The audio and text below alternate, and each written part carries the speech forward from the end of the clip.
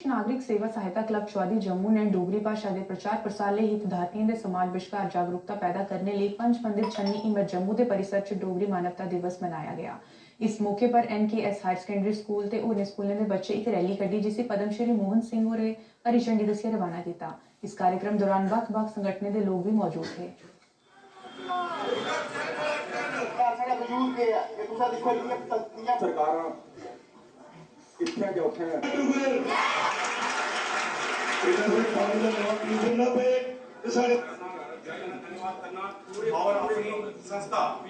By तरीक 2003 22 दिसंबर की डोगरी भाषा 8वें शेड्यूल शामिल हुई। एक इस दा भी जश्न है। डोगरी भाषा है, अस डोगरे खुआने, लेकिन सारी अगर डोगरी भाषा ही नकारा जाग सारा उदे कोई अस्तित्व नहीं रहो। Doordarshan approve drama artist association ने मंग की थी कि जम्मू दूरदर्शन की डुग्गर सैटेलाइट चैनल का दर्जा दे दिता जाए। जो प्रयास हो रहा अस पूरी तरह करने और अस केंद्र सरकार की भी गुहार लगा के कि डोगरी का सैटेलाइट चैनल जो जल्दी को जल्दी शुरू किया जाए।